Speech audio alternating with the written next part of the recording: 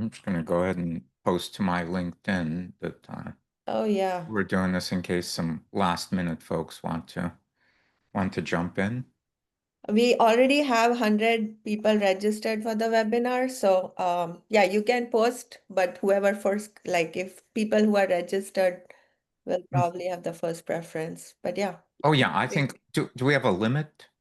Yeah, we have a limit of 100 for the webinar. Oh, I see. Okay. Yeah. Hi, Ruchi. Hi, Shilpi. How are you? Good morning. Good I'm doing morning. well. Thank you for having me here. Of course, welcome. Yeah, we'll just give a couple more minutes, Dimitri, and then we'll get started. Perfect. Welcome, everyone. Happy Saturday morning or evening, afternoon, wherever you're joining us from, whether it's Saturday or Sunday or Friday. Um, welcome. We are super excited to have you join us for the 2-hour AI agent workshop where our fabulous host Dimitri will actually teach you hands-on on how to build um, an AI agent, 3 agents in just 2 hours. So it's going to be a fantastic event and hands-on workshop, and I hope that you have great takeaways from it. Yeah, so if you haven't already, hi Tim. If you haven't already and would like to sign up, I did post this earlier as well in the community. Um, Dimitri has generously given you all, only for attendees, please do not share this outside, 1 month free of the pro tier for Mind Studio, and you can use this partner referral link. It is an affiliate link, but if you use this, you'll get 1 month free of the pro tier, and you may cancel. You will see zero charge if you select it correctly, and you can cancel it before the end of the month to avoid automatic renewal. I will drop this link in the chat as well, just for folks. And yeah.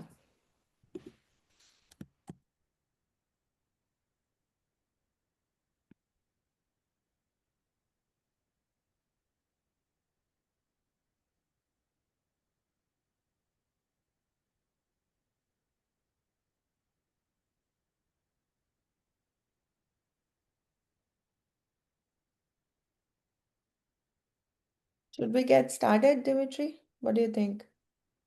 Sure. We only have just a few people in here. I typically like to give folks 7 minutes past the hour, just Okay. people running late. And I used to work at Google, and this was kind of the Google thing where you've got 7 minutes 7 minutes. an Okay. hour. So we thought 4 minutes.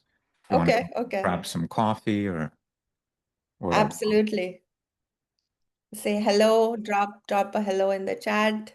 Please tell us where you're from, where you're joining us from. Would love to hear where you're joining from, what part of the world, what city.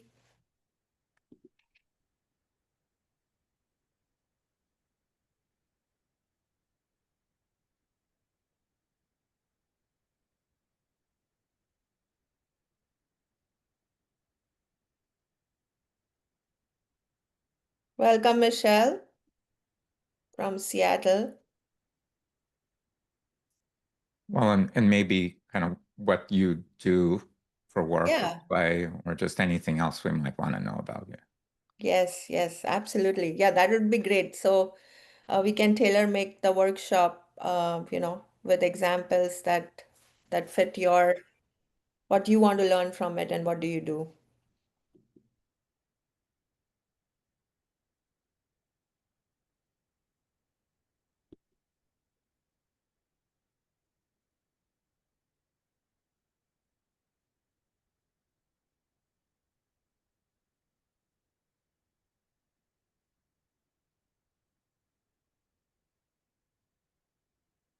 Anyone else wants to share where they are from? What do they do?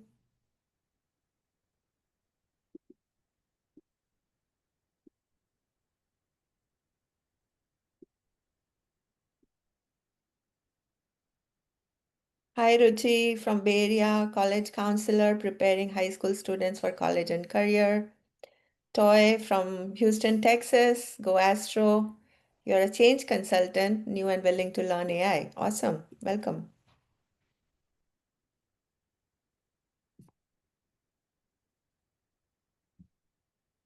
Okay, Marie, good morning from Los Angeles. I work in nonprofit management and consulting. Very nice to meet you, Marie. Michelle, I'm an independent educational consultant. She'll be giving an amazing presentation about how her students use AI agents, and I'm curious. Okay, welcome. Thank you.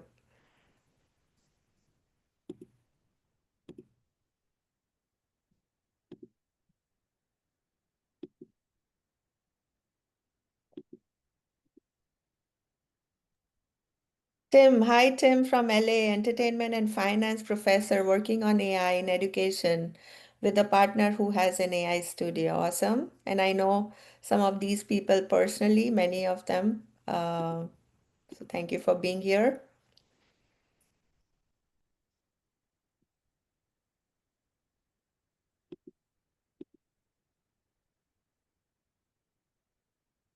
All right, looks like we've got going to be starting here in a minute. So it's going to be a tiny group, so you guys will get a ton of attention if you want it or not. If you could do me a favor and though turn on your cameras, uh, it's really much easier for me to be able to teach this when I can see your faces and see if you're understanding it or not. Otherwise, it's really hard to tell. Now, if you're in a witness protection program or something like that, then keep them off. But if you're just like having a bad hair day, or Tim's got it. He's just like, I've got a hat on, and so like that's perfect. Hey, Toy. Thank you. Thanks for turning on. Um, okay. By the way, that's okay. You can eat breakfast in front of us. I'm not going to get offended. Yes. Yeah. In fact, I'm actually doing a 3-day just water fast that I periodically do, like every few months, typically like once a quarter or something. And so I'm not eating the next 3 days anyway. And so, but people are like, wow, isn't it like hard to see other people eating? Not at all. And so go wild. You can have a feast and I'll appreciate it. I can live vicariously through you. All right, folks, let's get started. Shilpi, do you want to kick things off and then I'll take over? Yes, Awesome. absolutely. Awesome. So welcome everyone. Like I was saying, good afternoon, good evening, good morning to wherever you're joining us. Most of people look like are from the US, so it is Saturday, good morning or afternoon for you. We have a fabulous speaker today. I will introduce him in a minute, but today we are here to learn how to build 3 AI agents in 2 hours or less. And this is a hands-on workshop. So if you have heard all the buzz about AI agents and 2025 will be the year of AI agents or is the year of AI agents, and it is a $1 trillion industry, every person will have hundreds of AI agents. That's the prediction. There will be more AI agents in the world than there will be people. And so we will all have like an army of agents to do work for us. Everything that can be automated will be automated using these AI agents, and they are so powerful that you can not just create individual agents, but you can have agents work in a workflow together for complicated tasks. So with that, I want to introduce our guest and workshop speaker and facilitator, Dimitri Shapiro. He is the CEO of Mind Studio. He's an ex-Googler, fantastic, fabulous person to know, as well as a domain expert. Welcome, Dimitri. Thank you for doing this. Yeah, thanks for having me, and yeah, excited to chat with you guys. I typically find myself in situations like this that have hundreds of people, and sometimes we cap at 1,000, and so we periodically hit that. And so this is a tiny group, and so I'm excited to be able to again take you guys and maybe even get you further than I can get 1,000 people. So excited to be here with you on a Saturday. I just shared my LinkedIn profile in chat. If we're not yet connected, feel free and add me. I'll accept your connection, and let's get started. Um, so kind of give you the lay of the next, bit of time we'll spend together. I'm going to wave my hands for, a moment. Then I'll share my screen and give you like a 5-minute overview of like kind of the 50,000 foot view of things, kind of with a presentation. I like famously now really hate presentations. I hate watching them. I hate giving them. And so, but this is kind of the fastest way for me to give you a lot of knowledge very quickly. We'll spend very little time on that. And then we're just going to go play. I'm going to show you a bunch of rapid fire demos of AI agents. We're going to build a bunch of AI agents. You guys will get to ask questions. And that's how we're going to spend our time. Cool? Okay, awesome. And thank you for those of you. I see 6 of you with your cameras on. That's awesome. That helps me a lot. If more of you want to turn them on, cool. If not, these 6 are gonna hold me over for this time. If there were like none of you, I really have a hard time just talking to a screen. Like I'm terrible at it. Like you said, if you try to get me, just give a presentation with nobody there, I don't know what to say. So I really appreciate that. Okay, so yeah, so my name is Dimitri. I am currently the CEO of this venture-backed company called Mind Studio. Uh, I'll show you a bit more, obviously, about it here in a moment. Prior to this, I was at Google for 4 years on the main campus. Prior to that, I was the chief technology officer of MySpace Music, if any of you remember MySpace. Before that, I built 2 other venture capital-backed companies. One was actually a large competitor to YouTube called VO Networks. Raised $70 million there in venture capital. Before that, I built a company called Iconic Systems, which was an enterprise software cybersecurity company. I raised $34 million there. Anyway, long story short, these days I describe myself as an old nerd. I started writing code in 1984, and here we are. And what an amazing time to still be in technology and be doing this, how fast things are changing. Um, Okay, so again, I think that's kind of enough about me. Let me again quickly get this presentation stuff over with, and then we're going to jump in and we're going to do some demos and play around with some agents, which is the most important thing. Okay, sorry, what's the problem here? Here.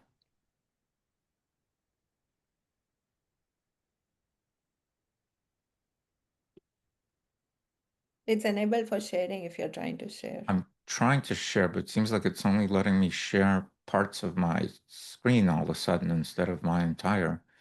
Oh, Zoom always does that. It compartmentalizes, so you have to. No, no, no. I know. I mean, I use Zoom. Many, well, I live on Zoom. This something has changed in my interface. Oh, But okay. let's see if you can see my screen here. Yeah, we can now. Okay, cool. And you can see this presentation, yeah? Yes. Okay, awesome. And now let me see if I can find your faces. Oops. Weirdo Rama going on here. Pardon me. There we go. Oh, computers. Building AI agents is easy. Figuring out how to arrange screens, that's hard.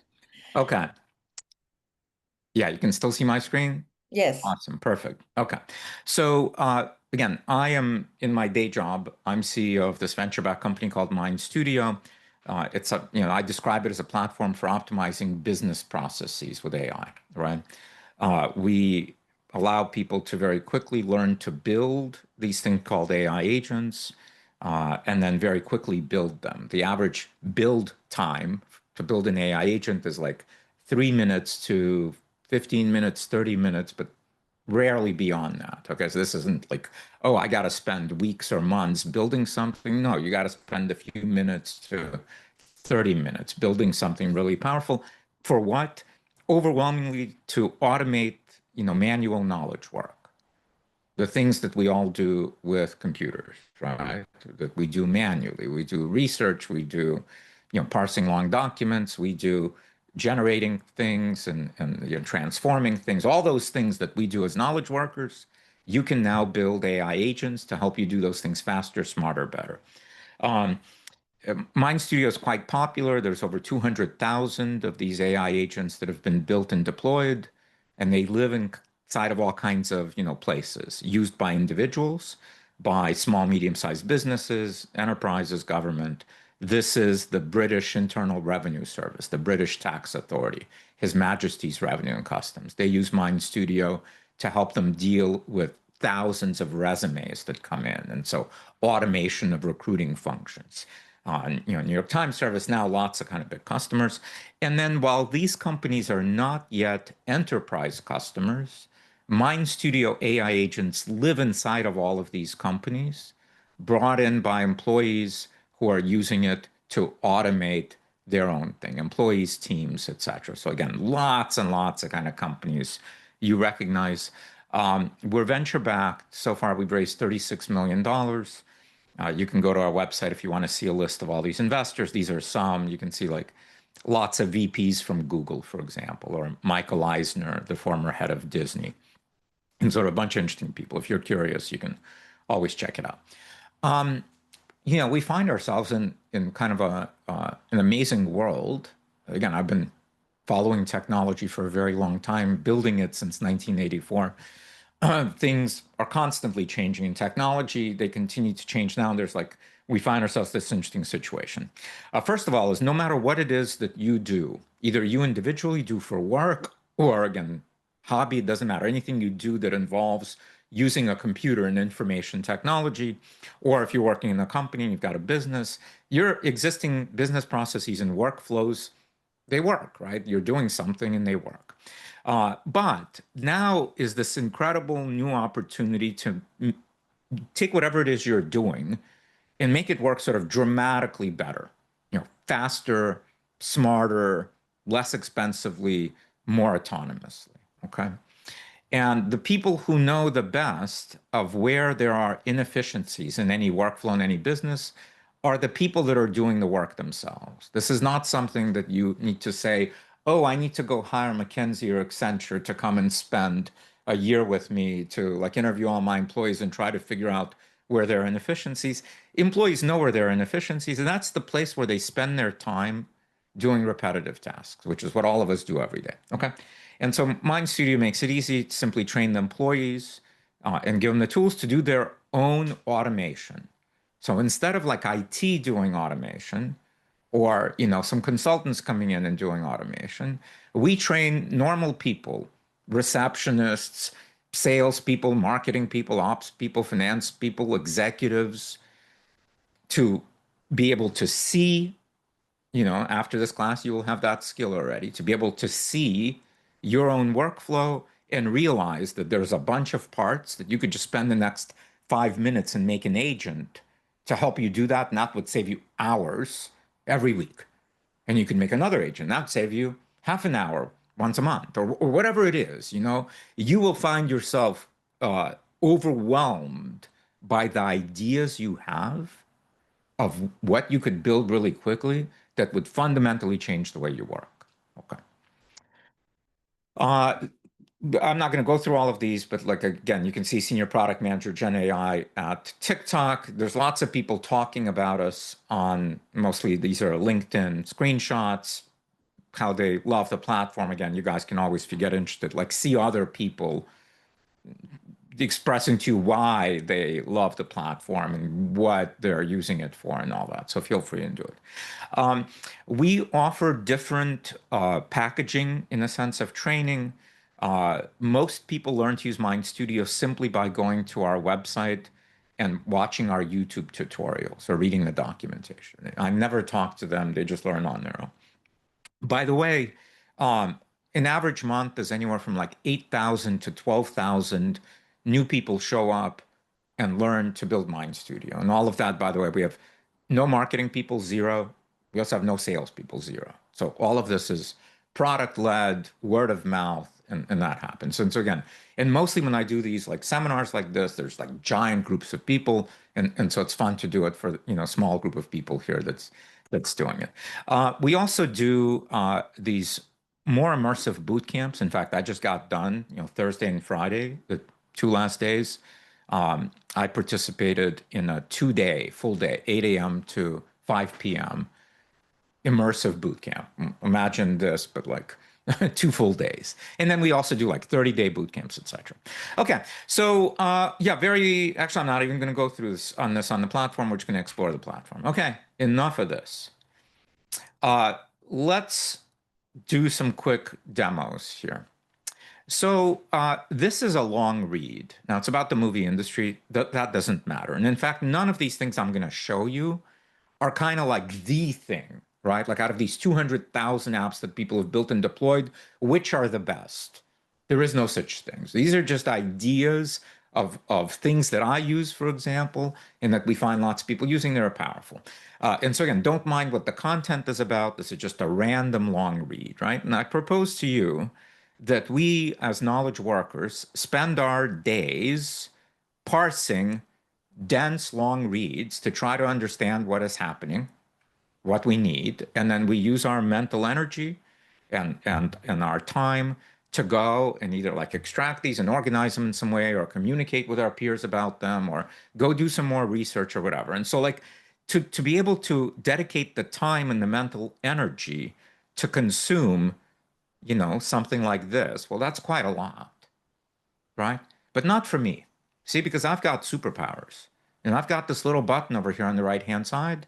And this is an extension. And it's got all of these AI agents that are available to me anywhere I go on the web. And so whenever I encounter something that requires a lot of my time and mental energy, I don't spend it. I just push this button. And by pushing this button, it automatically grabs all of this content here, sends it to my agent, and this specific agent is tasked with going through this with a fine-tooth comb. See, it's going, and pulling out all of the relevant parts here, so I don't have to read verbose stuff. It also organizes them for me and does a bunch of things. And so with a click of a button, I can continue to talk to you humans while my helper over here goes through this thing with a fine-tooth comb, gets rid of all the things I don't need to know, and gives me the things that I do need to know. And then I can consume this in moments as compared to hours and insane amount of mental energy. I could also obviously copy this, share it with others, or I could, for example, get it to do other things for me. I could say extract all entities mentioned.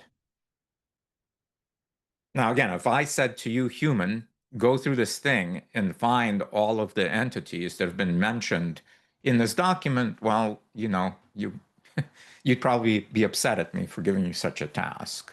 But this thing never gets upset, and therefore you can do whatever you want to do. Now, again, this is, on one hand, a trivial example. It's as if you took this and cut and pasted it into ChatGPT and said to it, do it. But the fact that it's just a little button and you can do it effortlessly like this, that's a game changer.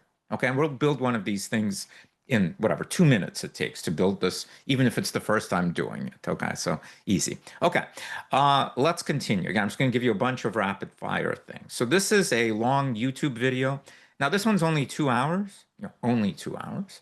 But some YouTube videos are 8 hours, 10 hours, etc.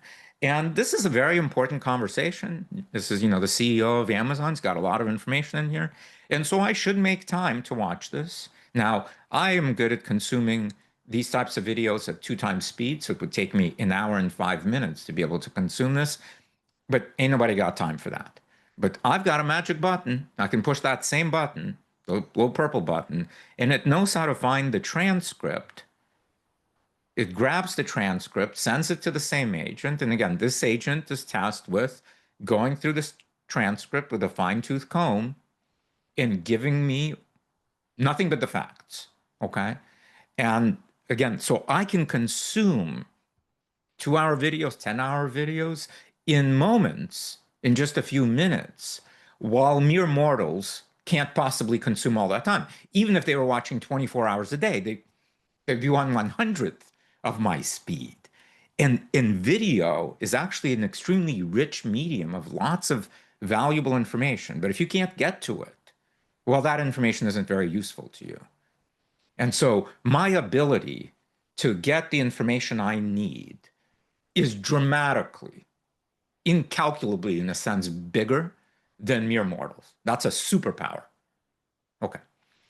There it is. See? And so I can consume all of this. I didn't have to watch this video. By the way, it's easy to make one of these buttons that not only gets the stuff, but then asks the question, is this valuable to me, Dimitri, CEO of Mind Studio?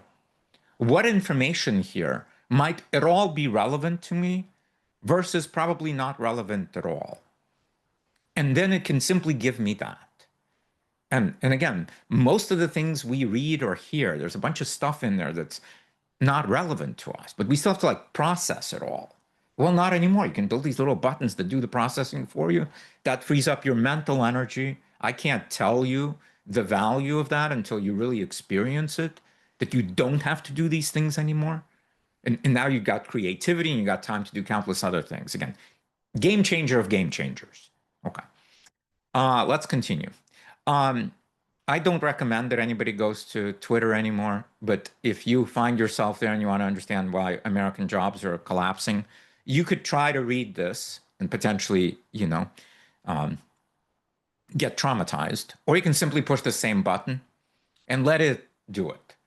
It doesn't get traumatized. It just pulls out the facts, and so you can understand what's happening. Okay, so you get the point. It doesn't matter what's inside this page. Like here's a PDF.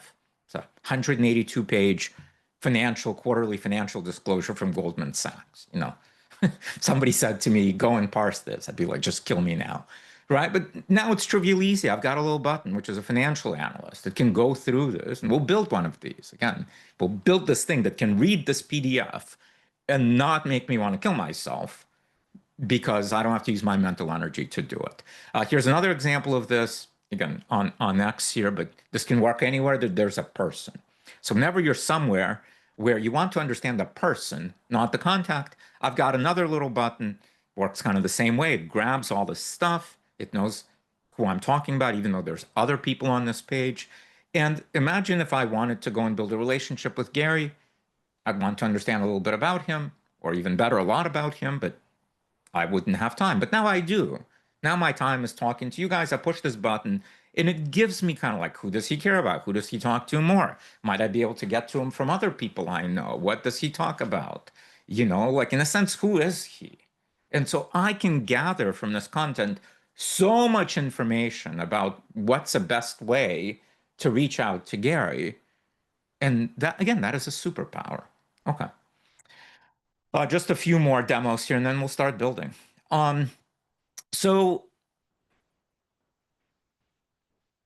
this is a job description, and so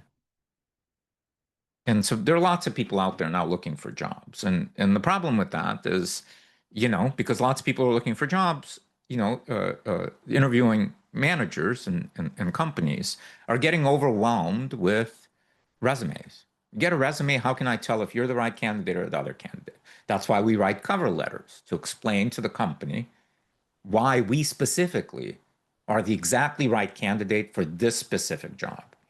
And again, maybe it's my ADD. I've never really been able to get my head around why I have to write this letter, and it was hard. But again, if I was to look for a job now, I've got a little button. I can upload my resume. Let's see if I've got one here. There you go. And now it knows the job. It knows my resume. And so it can write a custom cover letter specifically for this job, point by point, explaining why I am specifically the best person for this job. By the way, guess what? I'm also the best person for this job and for this job and for this job because I'm qualified to do this work. And therefore, I can simply apply to all these jobs with a click of a button to get this cover letter written, because this was the thing that was blocking me from applying to all these jobs. And so now it's not. It's a massive game changer. And when people read this letter, well, it is clear I'm qualified and I'm the right person for this job. Okay. I think, yeah, a few more here. So I've now raised over $140 million for 3 companies that I've built. And so I have quite a large network of venture capitalists that I know. But I also periodically like to engage in an activity I call VC collecting, which is just to like build my network some more. And that used to be where I would I saw this person and I said, well, this guy looks interesting, I'd need to kind of try to understand a bit about him. Like he doesn't post much, but some people do. And why? Because I would want to like craft this 300 character message to him so he might accept my thing. And again, this is requirement of a lot of my mental energy and time and all of that. Well, I don't do that anymore. If I want to reach out to this person, I just click this button and move on. And then I could, for example, go back here and say, oops. Yep, sure, this person looks pretty good as well. Let's reach out to him and, go back here or continue down the thing and then say, yep, why not? This person looks good to me too. And every time I click this button, my agent goes and grabs their name, their photo, their current, job, their current fund company, their professional summary, their education, all of their education, all of their key experiences, their latest posts, which is really valuable. Obviously, their LinkedIn profile. And then it also gets me their email address. And even though the email address doesn't exist on LinkedIn, you can't get their email address. It goes off and uses another service, excuse me, automatically to grab their email addresses. And then I have another agent that connects to this database and then grabs their email addresses and all this information about them and starts sending them emails, custom emails from me. Now, if they don't respond, after a while, it'll craft a different kind of an email to them until they respond and I get in front of these people, till I get a meeting. Like, again, this is venture capitalists. You could obviously see this for your ICP in whatever you're selling, that you just push a button. And in fact, not only can I push a button on this, I can actually push a button on this and get all of them. And then go next and push a button and get all of them. And then go next and so like you can just collect leads in a massive way. And here you just define what are locations, what are their companies, other filters about them. There's like all kinds of things here. By the way, this thing doesn't need to run on LinkedIn. It runs on any place where there are people mentioned. Okay, could be a list of people that are attending a conference, and there's like a long list of people. Go grab them, send them messages. Okay. A few more things, and again, then we'll start building. So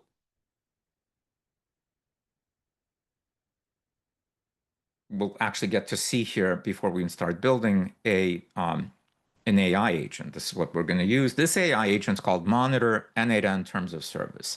The company, if people compare us to any company, 9 out of 10 times they compare us, to this company called N8N and 8N.io.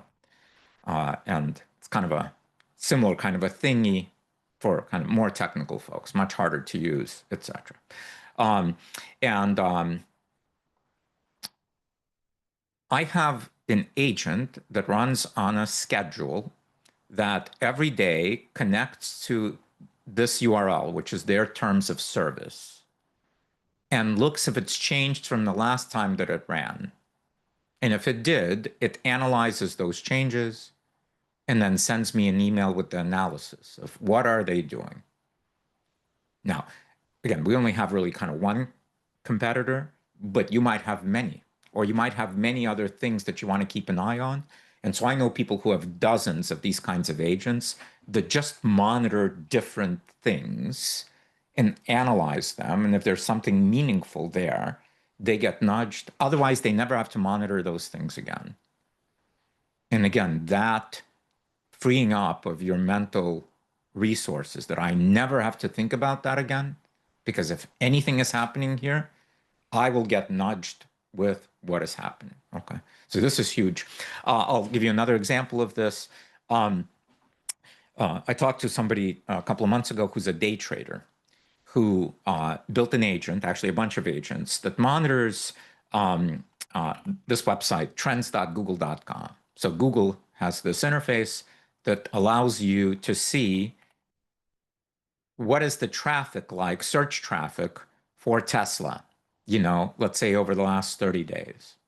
Are more people searching for Tesla or less people searching for Tesla? And you can filter it by other things and related keywords. No, this isn't very useful to anyone other than people that are doing like SEO or doing ad buying. This is valuable, but to like regular knowledge workers, it's not valuable. To a day trader, it's not valuable. But meaning because one term doesn't imply anything. But when you can have hundreds of terms, like Tesla's supply chain, or Elon gone crazy, or all of these things together, when you can look at hundreds of terms and watch them move day by day by day, hour by hour by hour, and analyze those movements, you can detect consumer sentiment at scale. And that has the potential to influence a stock price, and that gives him an unfair advantage to be able to day trade on things. So this ability to monitor something, not you human doing it, but AI doing it at AI speed and effortless for you. And again, in this case, hundreds of things. You as a human would never monitor hundreds of terms. Like your entire life would be spent on that. Here, you just set it and forget, and it does it. And he's got one for Tesla, and then whatever he's got, I don't know how many, but a bunch of others because he trades many stocks. And so each one of those is sitting there and monitoring these things constantly and helping them figure out which one to bet on and when. That's huge. Okay, so that's that. And then one last one that I'm going to show you, and then we'll get going. Let's see this. So I have 5 kids. The oldest is 11. The youngest are 3.5-year-old twins. First one's a boy, the rest are girls, and this is my oldest 9-year-old daughter. Her name is Una. That's her. And Una loves to make slime. That's a camera. And so she makes slime, and she loves to record videos of herself making this, like, everybody know what slime is? Putty stuff. Okay, so that's Una and slime. And so I decided, hey, even though Una loves making her own slime, we post videos about her making slime, it would be fun to create an agent that generates ideas for slime, then generates videos about that slime being created, generates sound of ASMR, weird crackly and things like that, gooey sounds. Okay. And so it took me 15 minutes to make an agent that makes videos like this. I don't know if you can hear the sound, but it's like, so this slime is not real. This slime was conceptualized by an AI. It then created a video prompt for a video model to record a video like this. This is Una's desktop. This light right here, and you can see even shadows that are being cast. This light is Una's light, but those are not Una's hands. And Una did not invent these slimes. And so I can simply push a button and run an agent or have it run on a schedule, and it just generates infinite number of slime ideas and slime videos for Instagram, TikTok, etc. Okay, and this agent's actually extraordinarily easy to make. Okay, so let's make first this agent, this TLDR agent that I showed you. Let's run it again and let's see what it does. And I'm just going to run it on this long read. It will work on any page on the internet. And so when you click it in this browser extension, this side panel opens. It grabs all of this content as if you like made a copy of it. It sends it to the agent. Come on, agent. And then we will get that bullet point list of this stuff happening. I don't know what's going on here with the network potentially, but let's make it and then we'll run it anyway. You guys remember that. Okay, so I'm going to open up a new tab. And I'm just going to go to mindstudio.ai. What is this thing here? Okay. Now, don't blink. This is going to go pretty fast. You click My Workspace on the right-hand side, and then you say Build New Agent. This is the MindStudio AI Agent Builder. First thing we're going to do is going to give it a name. And so I'm just going to call this one TLDR. We can also give it an icon. We can control all kinds of things about it, etc. I'm not going to do any of that, just name. Then on the start, so agents are made of workflows, one or many. This one's just going to have one. Workflows have these things called triggers. There are a bunch of different triggers. We're going to choose browser extension. As soon as we choose that, this thing knows that we're going to make an agent that we're going to launch by simply clicking a button in the browser extension. So far, all we've done is we gave it a name, and on the start block, we said browser extension. Now I'm going to click plus, and I'm going to choose this first thing here, but I want to show you there's lots and lots of these blocks. There's 120 here. There's another 663 here. New ones are being added all the time. We'll go through some of these as we build more agents. I'm just going to choose this first one, generate text. So I'm going to click plus, generate text. So here we got this block. And here, so another name for this block would be talk to a large language model, like chat with a large language model and get it to do something for you. And so the thing I'm going to get it to do is to extract all learnings. And here, I'm just going to type these double curly braces. Let me make this a bit bigger. Double curly braces, these things here. And as soon as you type them, watch, double curly, oops, double curly braces, you get this drop down of all kinds of things. You're just going to find this page content. Page content is a thing we get automatically. When we said that this is browser extension, it gave us these things called launch variables. So it says, I'm going to give you this variable called URL, and that variable is going to have this stored in it. What's the URL of the page from which you click the button? I'm going to give you a variable called page content, and inside of page content is going to be all of this stuff that's visible. And so page content is going to have all of this information in it. And all we're going to do, is we're going to take that page content, we're going to put it here, and that means that when this agent runs, the model that's going to get called, and here at the bottom, we're going to use Anthropic, although you can choose from 200 models that you want. If you want to use this instead, just say use. I'm just going to leave this at this. So this model, when we call it, it's going to get this command extract all learnings, and then this is automatically going to be replaced by all of this stuff here. It's as if I said copy here and then sort of pasted this. If I did a command C here and then I did a command V and I just like pasted all this stuff in here, that is what the model would see. But we just type, page content. And that's it. Okay. And by the way, we're done. We just made that agent. We gave it a name. We said browser extension. We added a generate text block. We gave it a command. And then we gave it page content. And now we can publish it. And now, again, we could be here. Now, these agents over here, these are what are called pinned. These are my favorites. And so I use them all the time. This one we just made, so it can't be pinned. So we have to click on this M. And that expands the sidebar, and then we will get, what is happening? Our agent here. There it is, TLDR. And I can say run, and again, it knows how to grab all of this content and extract all of these salient points, all of these learnings. And by the way, so I wrote extract all learnings. You could have written, extract all relevant information, list all the things that are important in this document. Like this is, again, you're talking to a model. Everybody's used, I assume, ChatGPT or Claude or something like that. That's what you're doing here. And again, in fact, you're using here Claude. And you're just saying to Claude, here's a bunch of stuff that I'm looking at.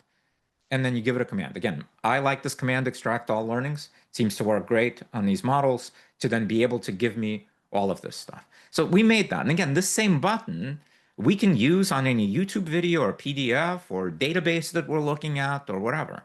That's amazing. Like, how long did that take? Now, the other cool thing about this, in fact, watch this. We're going to go back. And so these are, this is the TLDR agent we just made. Okay, I'm going to click here and I'm going to say duplicate. And so now we just made a copy of that TLDR agent. And watch me. I'm going to click here. I'm going to change the name and I'm going to call this financial analyst. I'm going to close this. I'm going to leave all the rest of the things the same. All I'm going to change is this thing here. I'm not going to touch this page content stuff. All I'm going to do is change this command and say, do a fundamental analysis on this stock. Okay? By the way, you don't have to type the colon. You don't have to say on the stock. It will know it's a stock. I'm just kind of being verbose. And now I'm going to publish it. And now I'm going to go to some page that has some financial data, like Yahoo Finance, but can work anywhere with this stock data. Okay. And then again, I can open this thing up because we just made it. So I've got to open up the side drawer. And I'll get my financial analyst and I can say run. And now in seconds, I made something. Again, like if I'm periodically pay some attention to try to evaluate some stocks, well, I now have a dramatically better tool that I made in seconds that like do you see like the value, the opportunity cost is trivial and the value is huge. Okay, so Dimitri, uh-huh. question. So people are saying they signed up using the link, but it doesn't give them an option for Pro. It's only, how do they get access to the 1 month free Pro plan? If you go to Mind Studio and you let's do an incognito. Mind Studio, you can say sign up, or you can go to pricing and you go monthly, and then you say choose Pro.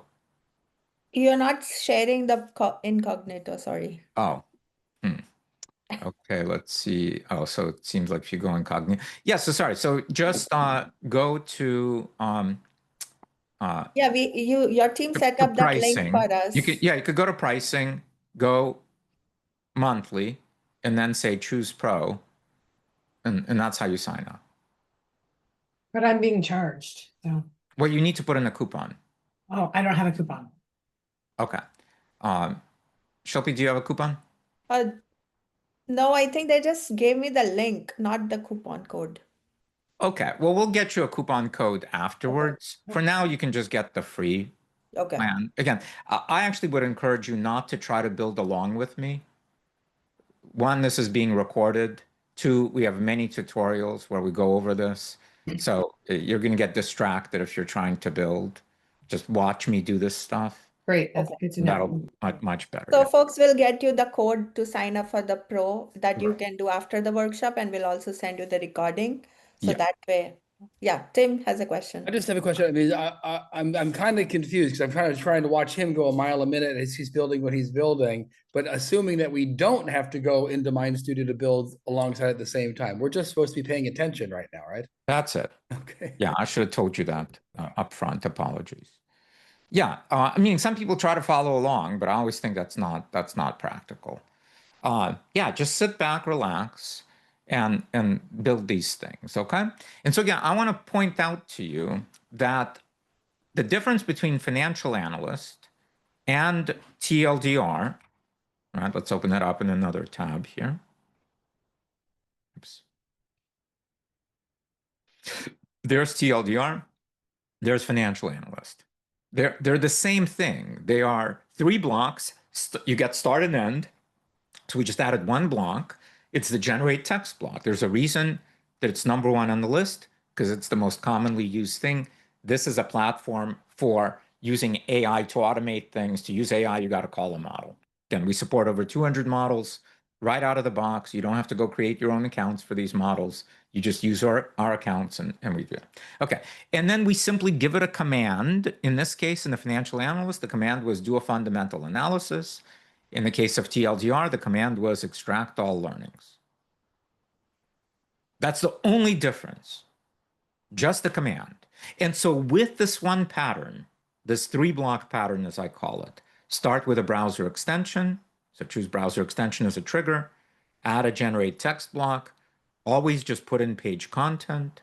So this doesn't change because you're just giving it all the content. And then just give it some other command. With this pattern, you can build countless, think of them as like AI macros that you can take with you anywhere you go that allow you to do magical things. And what each one of you will build, what your macro is, or macros, I don't know. That's irrelevant. But you will know. And you will realize, oh, wow, I'm just going to build that one. Okay. And that's what you're looking for. By the way, should you have a little TLDR thingy? Yes, you should. Everyone should. You should not watch YouTube videos except for like for fun and pleasure. But if you're watching them for business, if you're trying to learn, don't watch the video, push the button. Okay, and that's huge. Okay. All right, let's continue. Let's go ahead and let's do this.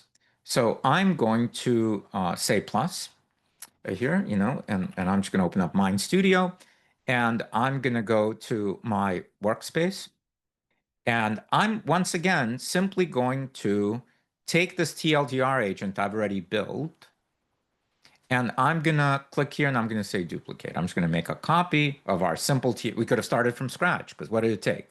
Name, browser extension, add one block. Here it is. That's all we've done. But I just want to show you that you can build upon other things you've built. Simply make a copy of them and do it.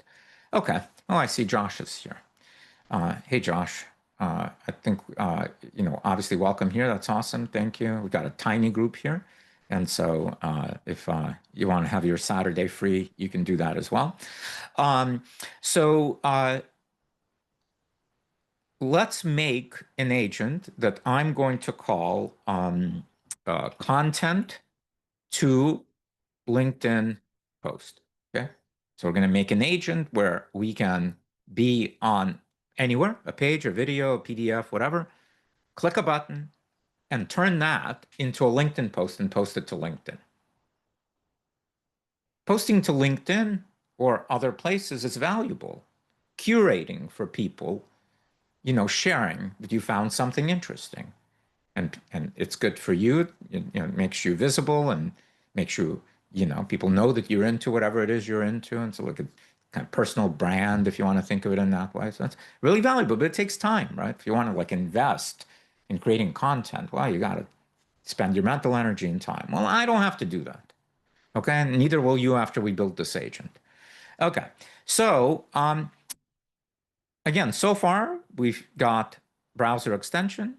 We've got one of these generate text blocks, and it says extract all learnings. And we know what comes back from extract all learnings, right? You remember? We get that bullet point list.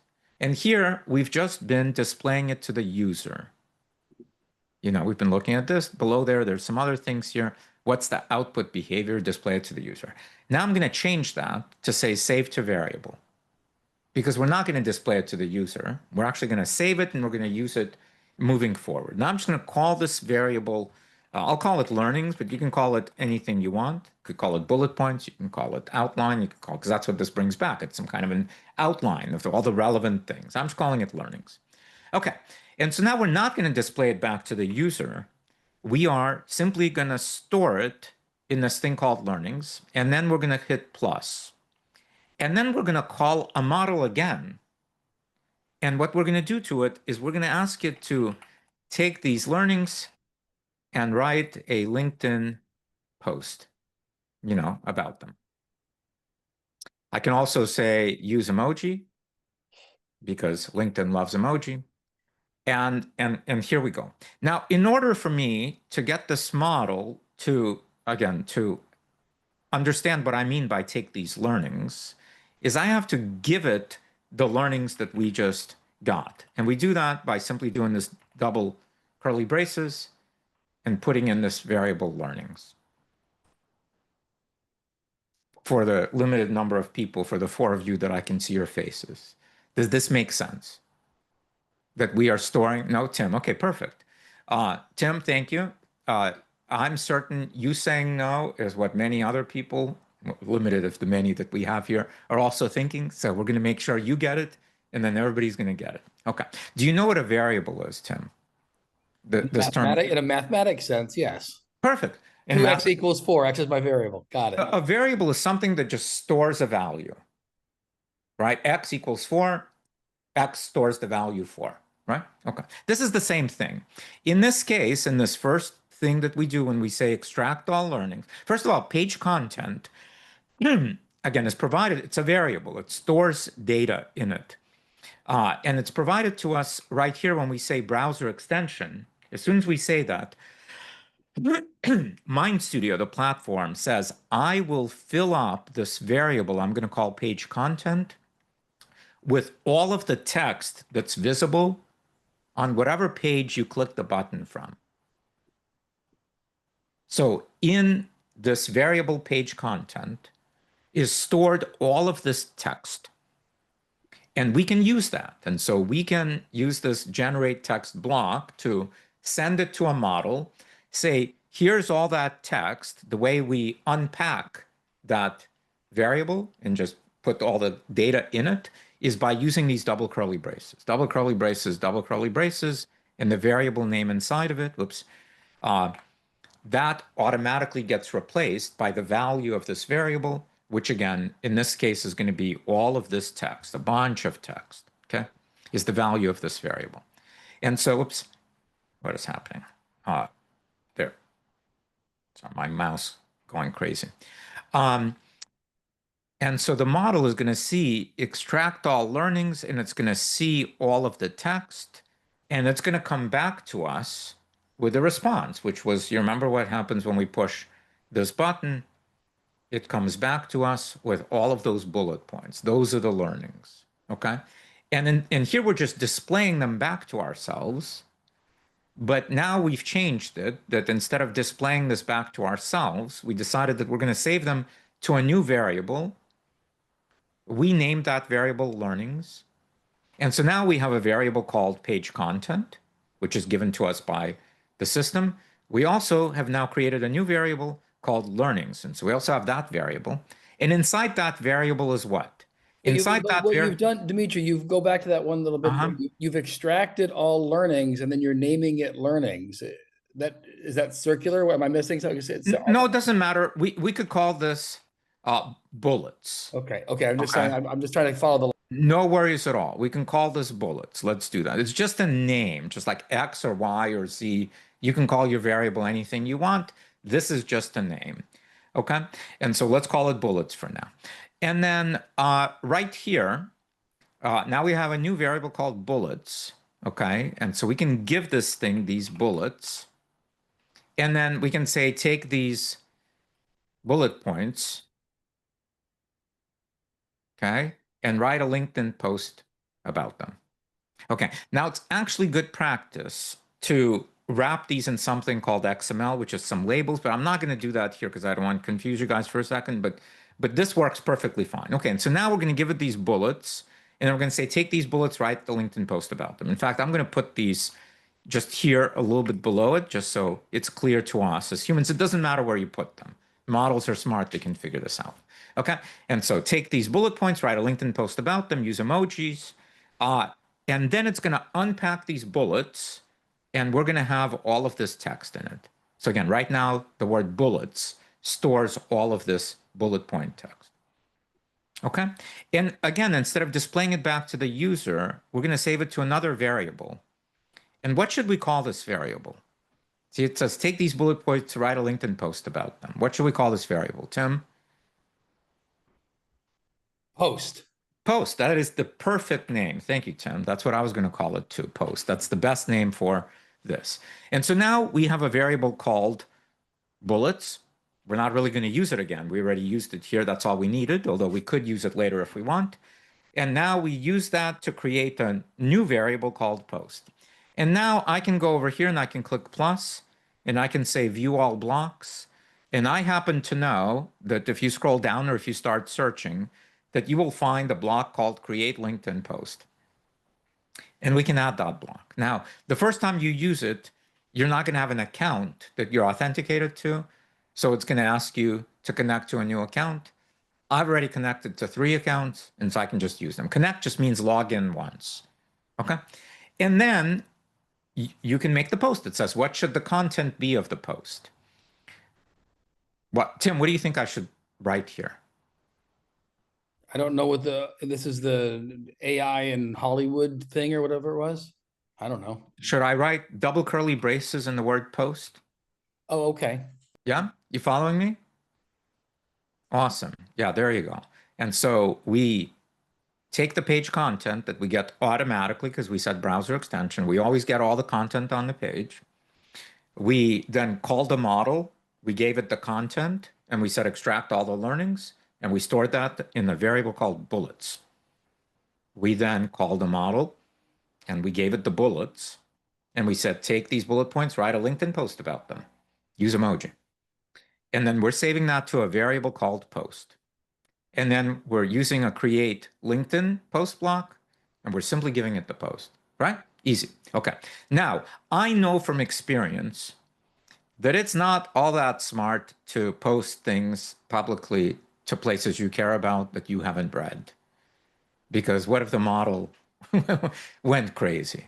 And so we're going to add a step before we post, but after we create the post, we're going to add a step. It's known as human in the loop. You guys heard this term, human in the loop? And we've got many different types of human in the loop blocks here. The one I'm going to add is this, most prominent one, display content. Now, display content, people get confused that all the time with generate text because they kind of look the same. They got this like big thing and they've got this, but they're very different. Generate text takes this and sends it to a model and gets a response back that it then either displays or saves to a variable. Display content, all it does is just displays things back to the user that's running the agent right now. It just displays. It doesn't call any model. It doesn't create any variables. It doesn't save anything. It just stops execution and displays something on the screen. Okay? And so what do we want to display here? The post, right? We're trying to display the post. Okay. And so now let's publish this. And now, again, let's go here, but we could run this on any kind of page. And again, if you run this on a YouTube video, it doesn't grab all the visible content. It actually knows how to find the transcript. And so page content actually stores the transcript, not the visible stuff on a YouTube video. Okay, and so again, this isn't pinned because we just made it. And so I can open up this drawer, and then there's that content to LinkedIn post, and I can run it. By the way, if I wanted to pin it, at the top here, I can click these three dots, and I can just say pin to extension or add to start or many other things. And so it's running right now. Now, we can sit here and wait, or we can actually go back here. And on the left-hand side here, there's a thing called debugger. And so we can, in real time, see what this thing is doing, step by step. We can see how long it takes. We can see how much it costs. We can see what's getting sent to the models. Okay. And on one hand, you might say, well, this looks scary. It's got like all, it's actually really easy to understand if you just spend a little time reading it. We'll do it later. For now, I don't want to do it. And so if we go back to this, what we find here is that we have a LinkedIn post. It's got a bunch of emojis. It's got a bunch of hashtags. Okay. By the way, these things are awesome at writing LinkedIn posts. They're great. And like my audience has just grown dramatically from this. When I write LinkedIn posts, not much. When AI writes LinkedIn posts, a lot. Okay. And so now we are stopped on this display content block. We're paused because this block says I got to let the human read it, and it's a button. If I say next, it's going to post this to my LinkedIn profile. I'm not going to do that because then I got to delete it, but you guys can play around with this yourself and know that it does it. And by the way, you can just as easily say post to X or post to Facebook or post to Instagram, post to TikTok, like any of these kinds of things. Okay? Do you have edit capability on this? Up in the top right, can you edit it before you post it? You can, but not in the top right. You have to create that in here using something called a checkpoint block. And a checkpoint block prompt for human review. Again, we're not gonna, I wanna continue down path, but easy to learn this. By the way, all of these blocks, we've been looking at this interface, right? We look here, we look here, we look here, we look here. You may not have noticed there's a little thing right here called quick help. If you click that on each of these blocks, it will show you information, about the block, documentation, and sometimes including like videos for what this is, how to do it. And so you can learn about these blocks. I think checkpoint is another block that's got a bunch of that. So Even if I'm not showing you how to use it, it's really easy for you to watch this short tutorial that'll show you how to use the checkpoint block. It's really, really easy. And then you can change it around. Okay. If you want to delete a block, you can either right click or you can click this little blue thing and delete a block. Okay. If you want to reconnect the block, you see now these aren't connected. You hover over a block and you drag that there. Okay. Okay. So we made another agent. So far, we made a TLDR agent. You should have one of those. We've made a stock analyst agent.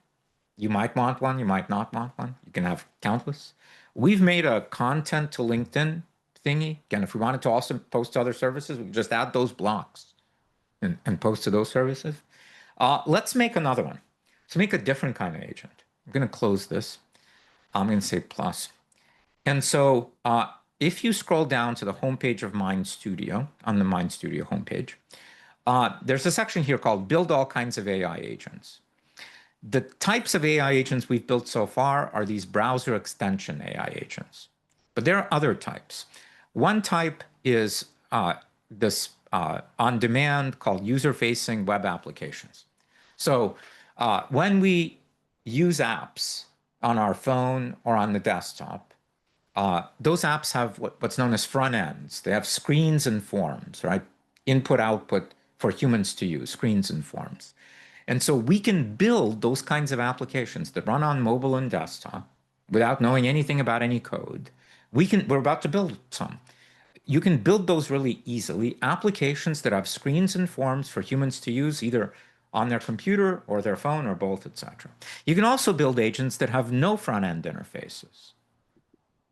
Humans don't interact with them. They're just there, like those monitors that I was telling you about, monitoring the terms of service for N8N or other things that you might be monitoring.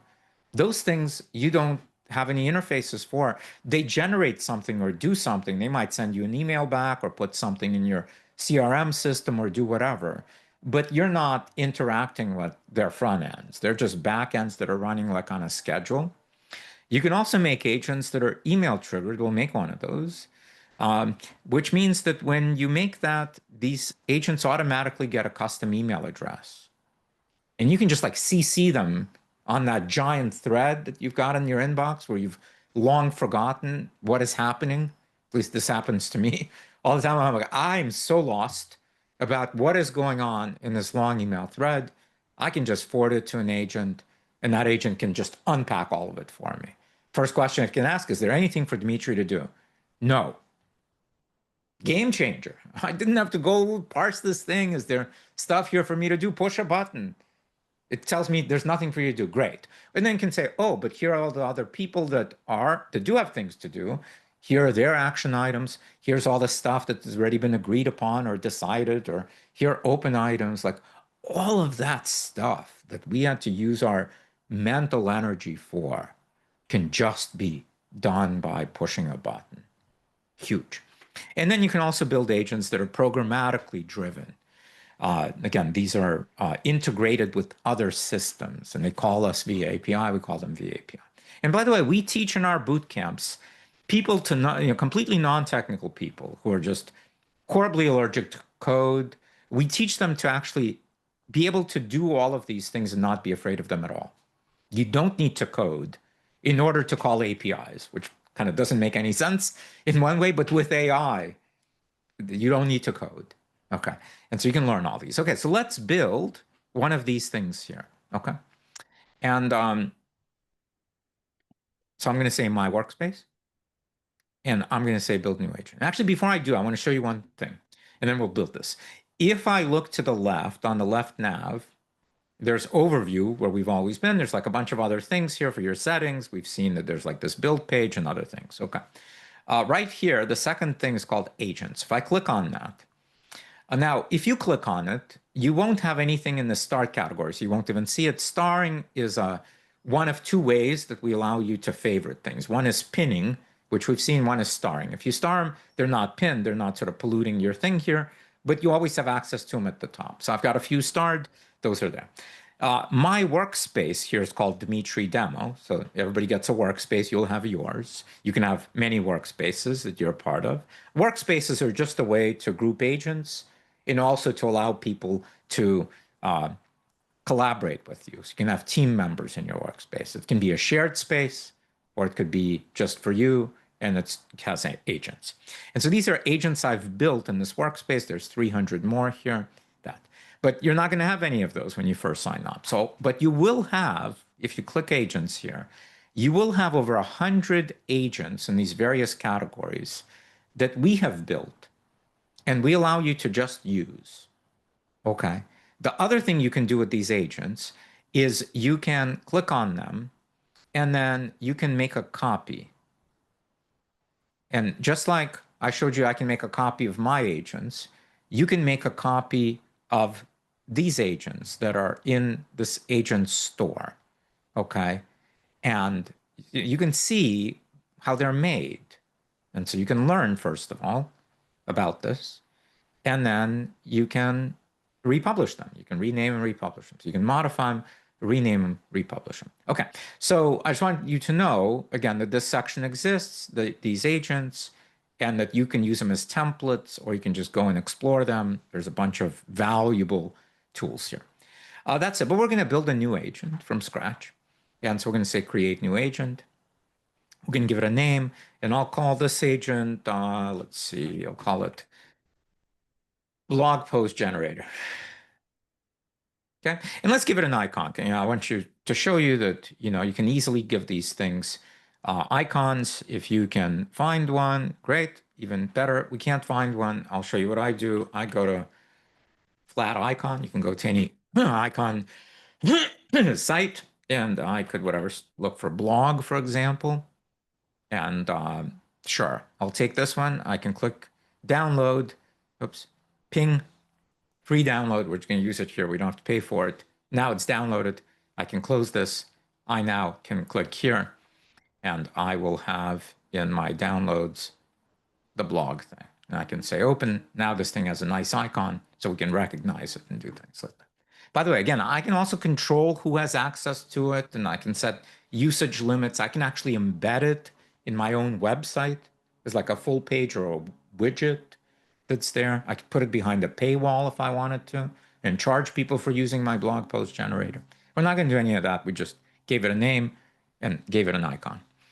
On the start block, instead of choosing browser extension, I'm going to leave it on demand. Okay? And then we are going to create a blog post generator. Now, what does that mean? Well, we're going to create a screen that's got some form fields that we can show to the user, so they can give us a topic for what the blog post should be about. So they could give us the, let's say, style. In what style might the blog post be written? And also let's let them give us like how many words, approximately how many words we want the blog post to be, those three things. So we're going to build a screen for that. In order to do that, we click plus, and we use something called a user input. Okay? User input. And so we add this user input block here, and now we can add individual user inputs to this. We can say plus, create new. Now look on the right-hand side. There are a bunch of different types of user inputs. This one's called long text. If I make it short text, see, if I make it text multiple choice, it lets me build things like this with many more options, obviously. If I say image multiple choice, it allows me to add images and create like grids of things you can click on. Pick what looks yummy. Pick all the things that look yummy. And so you can easily create a grid like that of things that are food and then do that. Or ratings, or upload files, or upload images, or upload videos, audio, etc. Okay, here we're just going to say long text, and I'm going to say, we need to add a label. I'm going to say, what should the blog post be about? And now we have to say, where are we going to store whatever people type in this field? We're going to store it in a variable. And so we get to name our variable. I'm going to call this variable topic. You can call it anything you want. It's just a variable. Okay.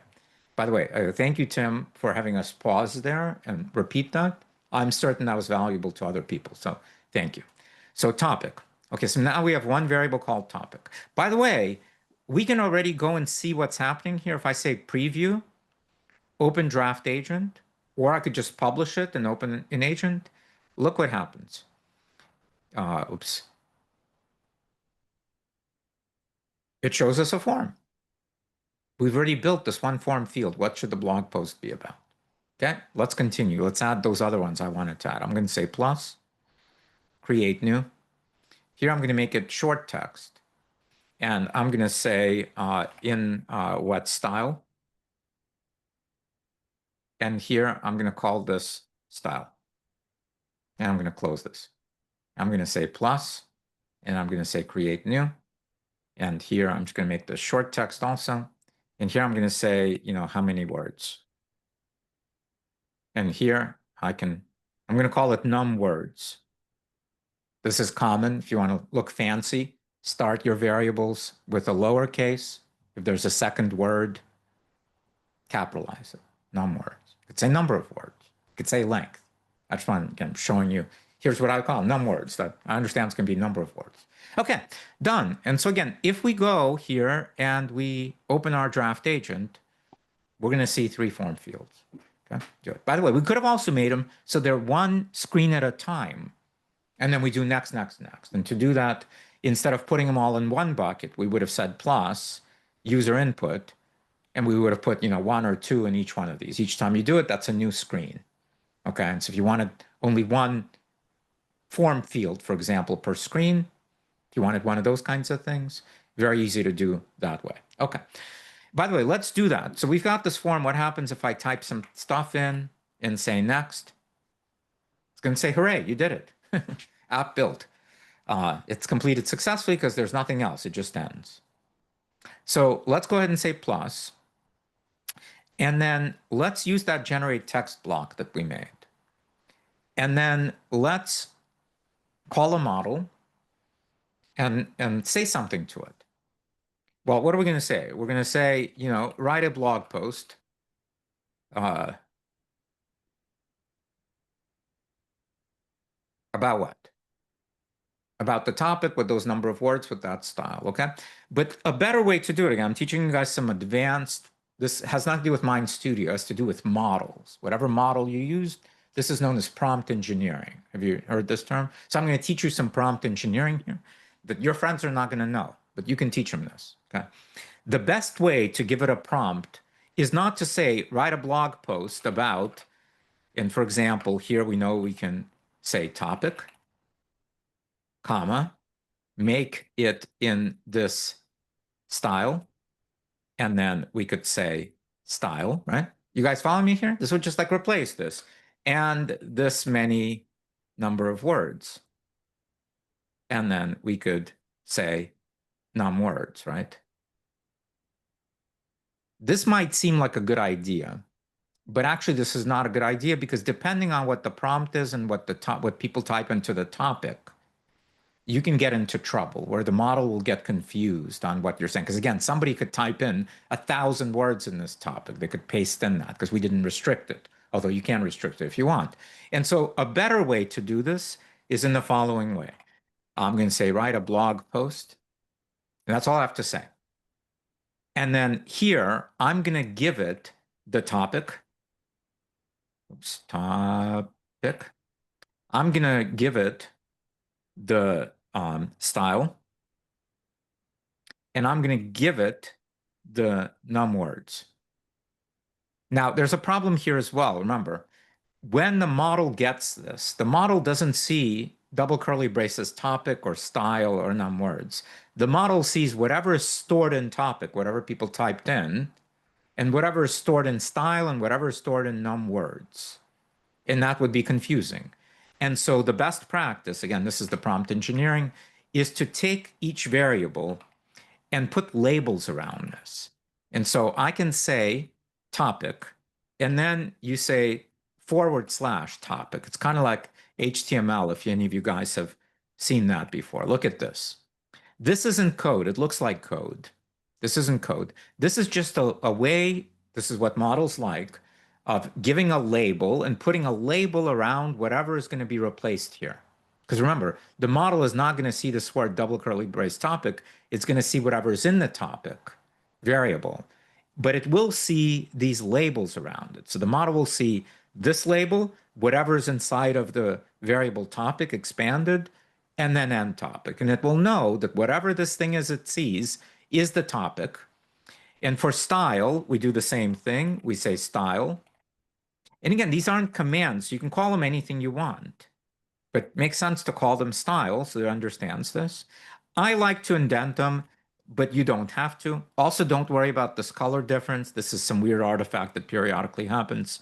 Don't worry about that. And we're going to do the same thing here. And I'm just going to call this number of words, just to show you that it doesn't matter. They don't have to be the same thing, because that other thing says num words, but they do need start and end.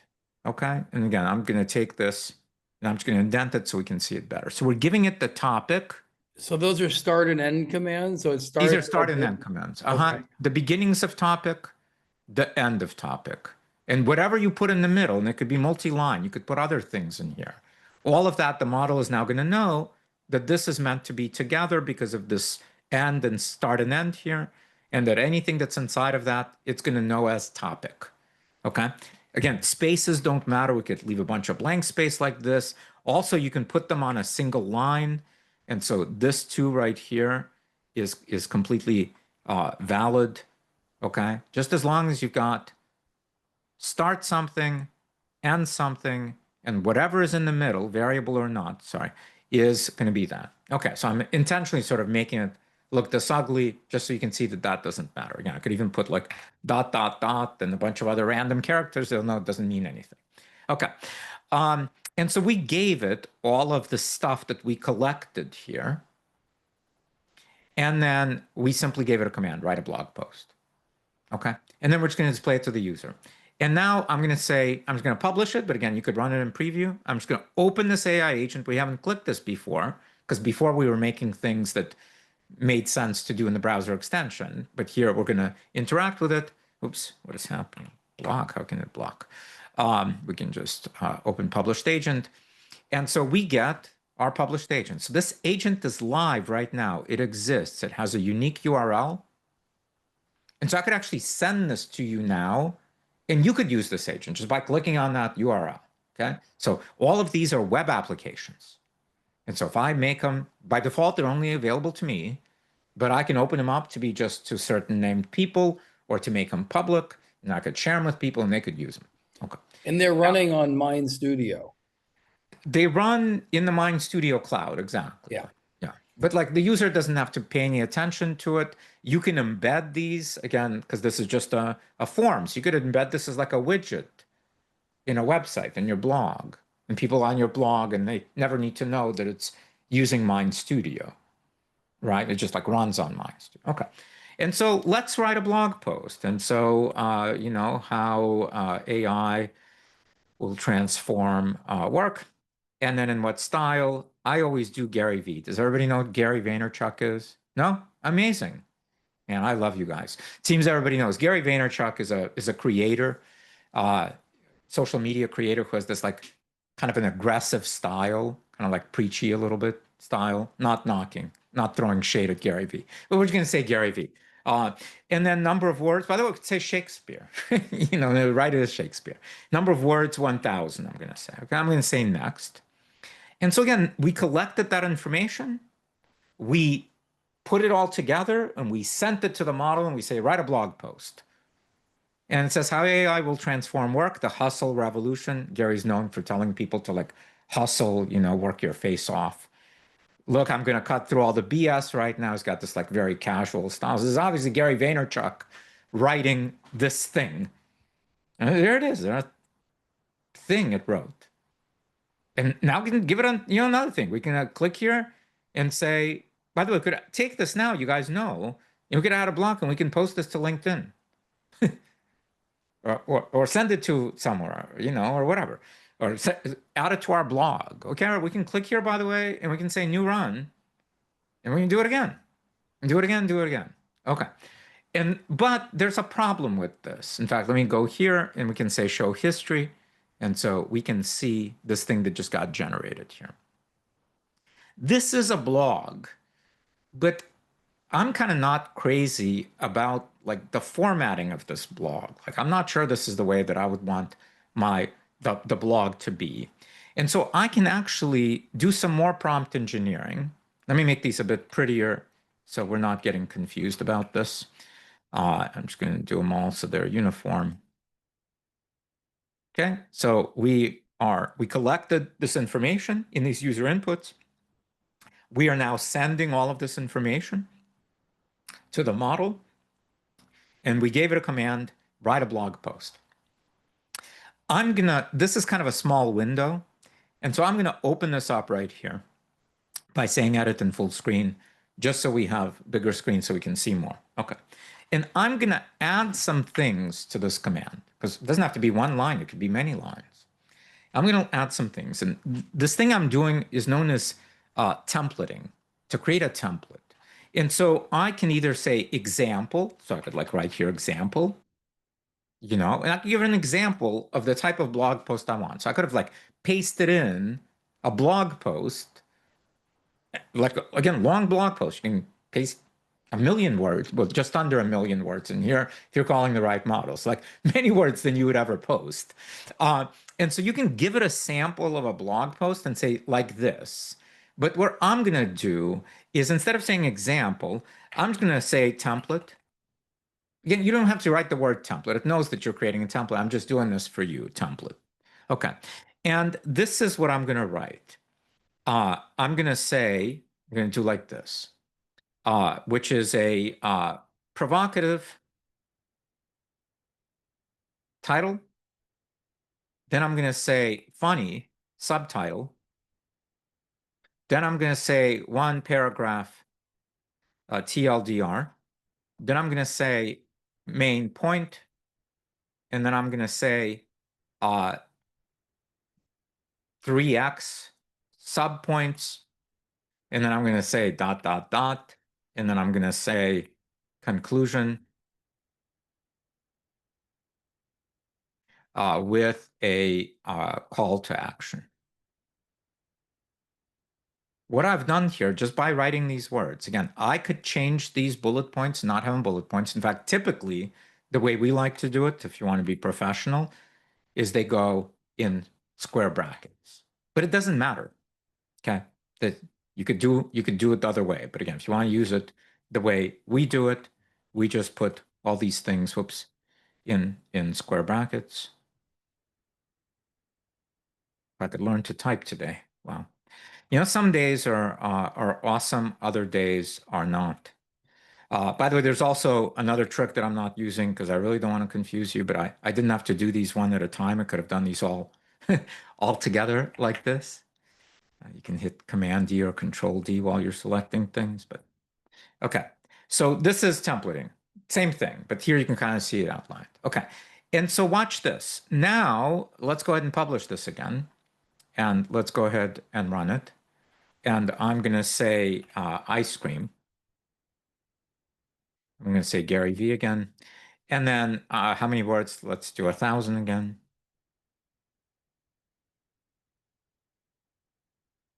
So what I get back now is different than this, meaning its format is different.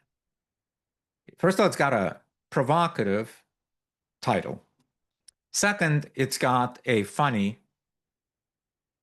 I don't think this is very funny, but you can't, but I said funny, but this is like what it's trying to do.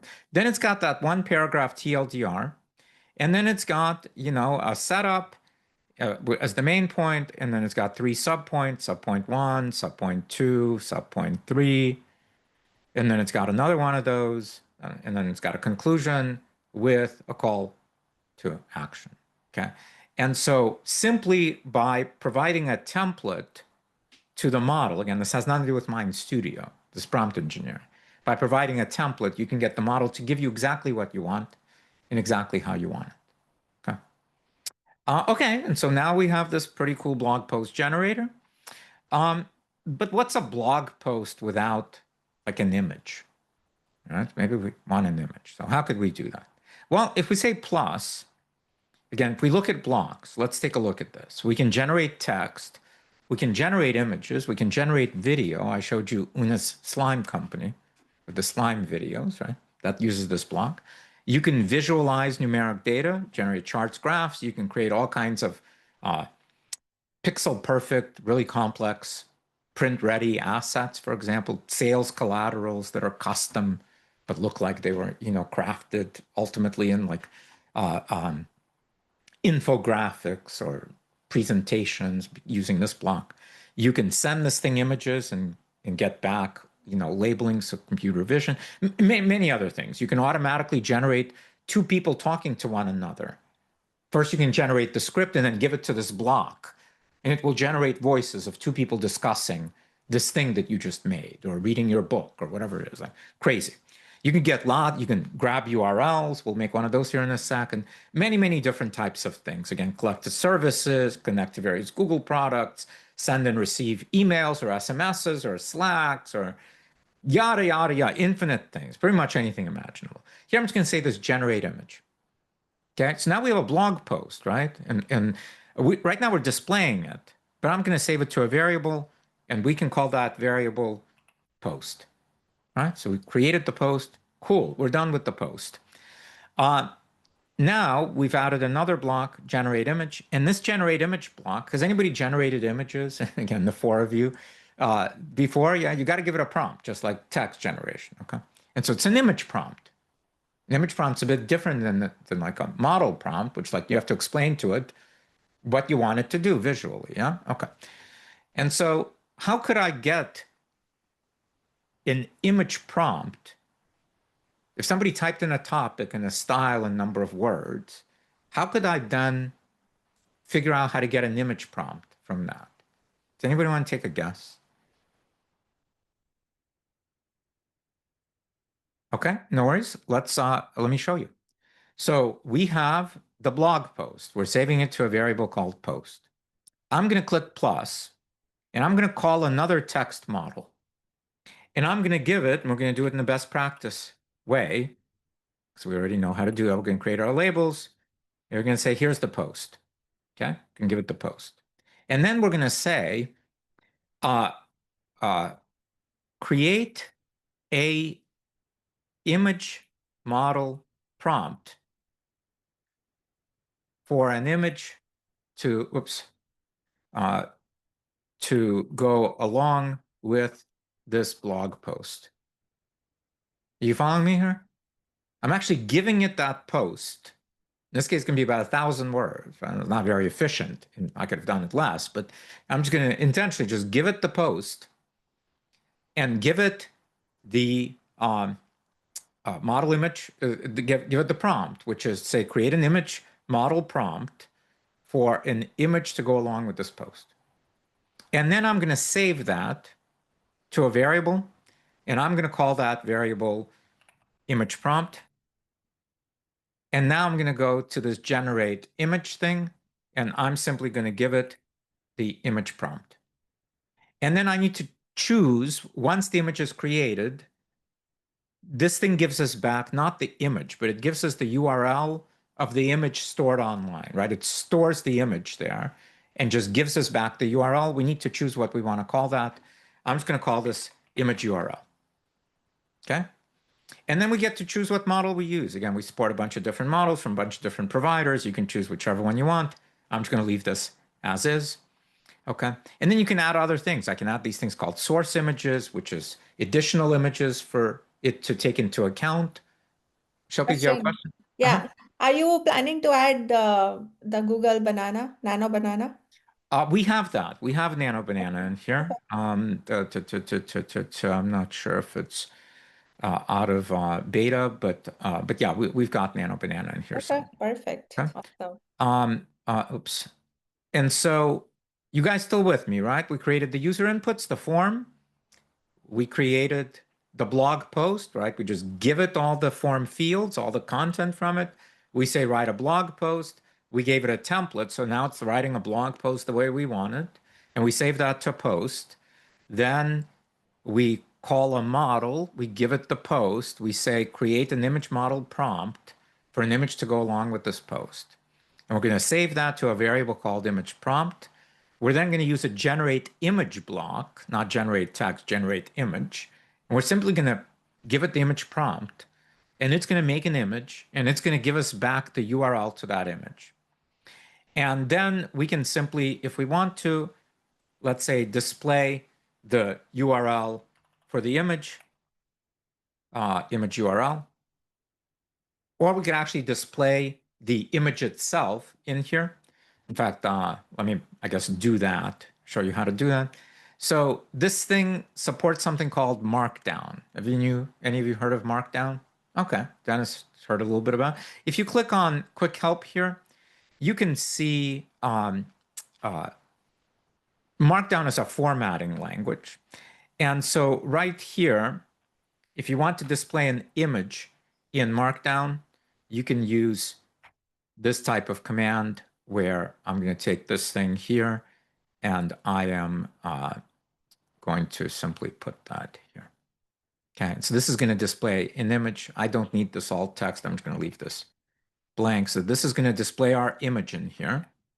And then let's say we want to display the blog post. Okay, and then we're just going to display it to the user.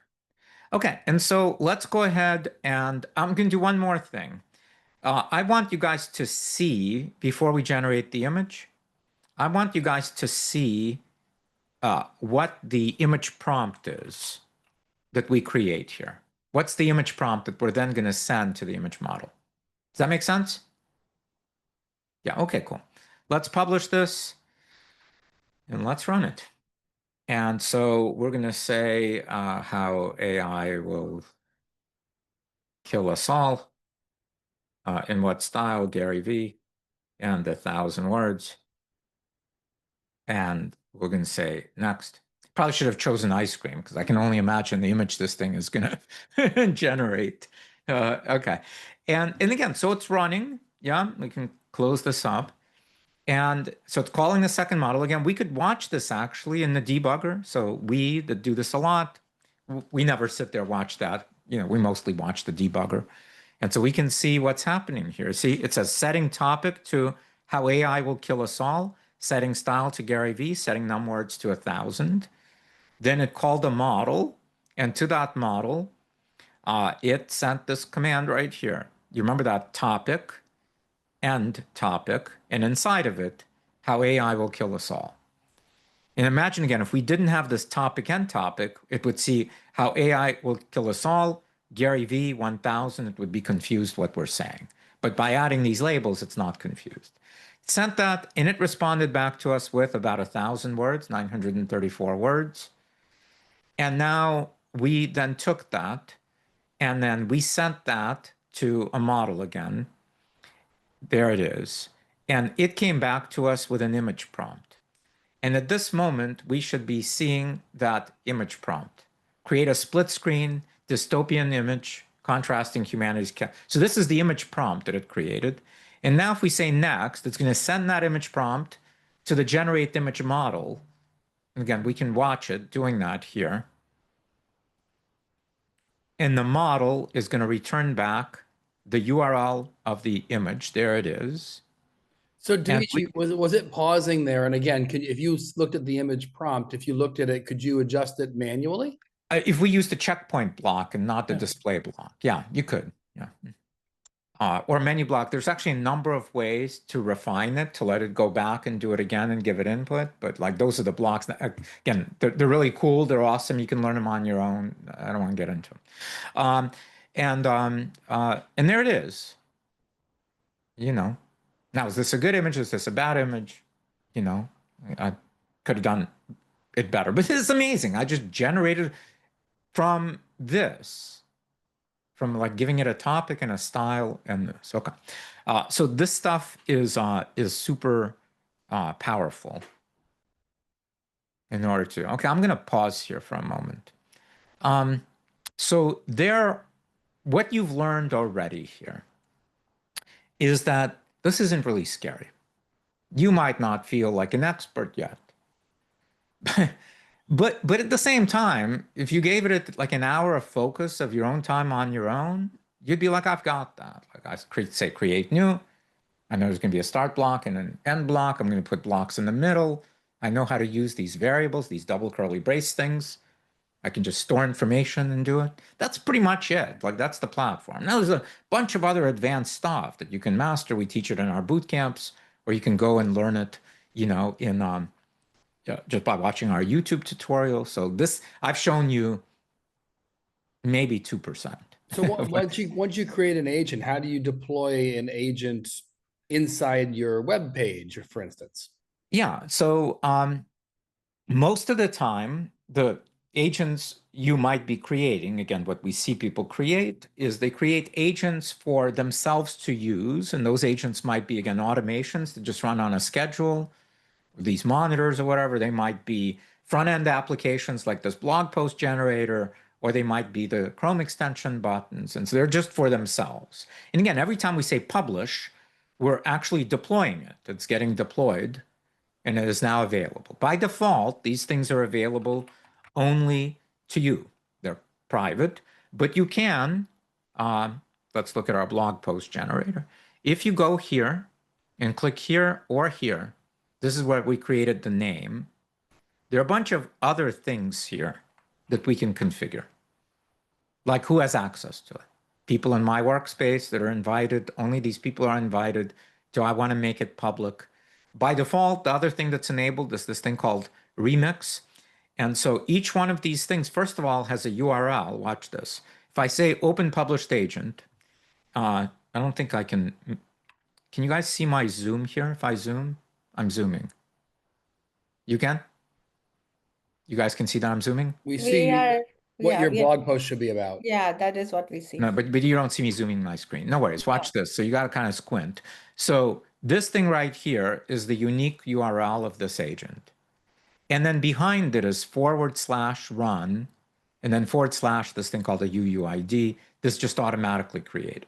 And so each of these agents, first of all, have a default screen. We call this the landing page. So if you just put in this agent ID, you get to the landing page. You can actually configure the landing page and put a lot of things there. So if you're going to allow other people to use it, you can configure in fact, you can find some landing pages that are better configured by going here. And again, if you look at content to Instagram, you can see it's got a description. It's got a bunch of samples. You can add those to it. It's got, instructions. You can put a video in these things and do that. So like these things are quite sophisticated. There's a video. And so you can configure that landing page if you're going to share it with somebody. You can do that. And so that's just by default. Then if you do /run, that's the run screen. But if you do /remix, it presents this interface, make a copy of it. And so you can send the agent you created to somebody and simply let them make a copy of it into their thing if you want to do that. If you want to completely disable that, you on this access page here, you would disable remixing.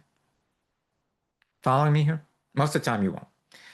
Then you can also set usage limits so that no matter what, this agent could never, cost you more money. Sorry, let me go back. You may have noticed that when you call models, you pay for usage. This is how Mind Studio works. Even with your free account that we're going to give you, the $60 a month plan, we're going to give that to you for free. And we're also going to give you $5 of credit with that just comes with the account. But beyond that, you have to put in your credit card, and then we bill you, they're fractions of pennies most of the time, for doing these things. And you can see how much each one of them costs, and then you can also optimize them by cost, because different models cost different amount of money. So depending on what model you're calling, you can optimize them for price and all kinds of other things you want. Okay, so you can set a limit on a per post basis on this. You can also embed these as an iframe, for example. Tim, Michelle, Shilpi, do you know what an iframe is? It's a way to embed things in web pages. Yes, yes. Or a better way is something called signed URL. You need someone, either have access to your server so you can put this little code there or not, then you can really control who uses it, how much. Like, for example, you could sell access to people on a per user basis to different agents and restrict them in that way by using this. Still embedded in your website, but it's called multi-tenant. So you can have these things expose APIs and webhooks and sort of a bunch of other things. And so yeah, so you'd share by simply sending them a link, Tim. Just send a link, or you could send a remix link and let them make a copy of it if you want, or you can embed them somewhere. Yeah.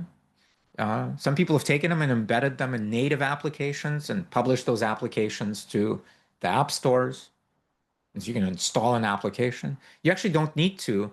That blog post generator that's got the front end interfaces, it's just a link, and you can add links to your home screen as buttons. And so it's an app, it's a web application. So you can generate those blog posts on the go from your little phone. You are all now app developers. Again, the implications are quite profound. Like, you may in the past have had ideas for an app that would be cool to have. Well, now you just make it. You know, it's crazy. Yeah. And again, you scratch the surface. We've done 2%. But this is basically it. This is the stuff. And you can learn it. We, again, either go here, just go to our Learn section. We call this Mind Studio University. There's lots of tutorials, little video tutorials, okay? And you can watch them, and you can just spend your time. They're not hard at all. They're not technical. You don't need any tech skills. You just need a little bit of attention. And again, once you start playing around building some, you'll be like, oh, I want to know how to do that. And that's the best way to do it. Tim, go check out the checkpoint block. That's what you're looking for. Yeah. Many other blocks. You can learn to do that. And then also, if you want, we do, so this is on your own, 24 hours a day, 7 days a week, completely free of charge. We also do these things called boot camps, where they are these Zoom things. Or imagine this for 2 full days, 8 to 5. We do one of those boot camps, or we do a 30-day boot camp. So it's an hour. It's not full 30 days, but it's like an hour a day, couple hours a day, for 30 days, and you learn a lot more. By the way, these are some of our alumni, people in these companies that are kind of raving about Mind Studio and kind of what it brings them. And so you can attend these. You can find this here, and here I'll just chat it to you. These things are paid because, again, one, we've got limits, and 2 is here, but we can always provide discounts and coupons and things like that. And if you work for a company, this might be expensible, and so like all of that, feel free and do it. If you need anything, reach out to me. But yeah, in 2 days, we take, people that, Tim, the same question you asked. People are like, let me explain what a variable is. We take them from there to, again, 2 days is a lot. They come out head spinning, but feeling like ninjas, doing all kinds of crazy stuff. Yeah. Okay. Got like 12 minutes here. Valuable. Just not. Extremely valuable. I think so, but yeah, I would let others chime in. Tim, what did you think? It's a lot to process. I mean, I don't do anything behind the Yeah. app wall and nothing. So obviously the last computer stuff that I did was many, many years ago. So this is, Well, perfect. You're then my new Tim. If you want it, I'm offering you an internship. It doesn't have any requirements other than once in a while, just do this stuff, try to do it. And when you struggle, just ping me. okay. And I'll just help you. And we're going to take Tim and turn him into an AI ninja.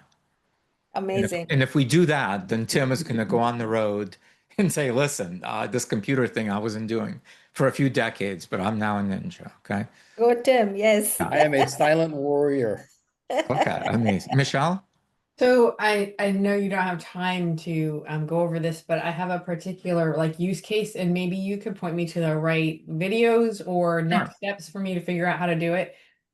So I have a Google sign up sheet that people fill out for to be a part of a big group. And it asks all sorts of questions. And then from that, I look at it and determine who I want to have join the group. But then I have to reformat everything that's in that sheet and just pull out certain fields that I want to share with, I call it the member directory, right?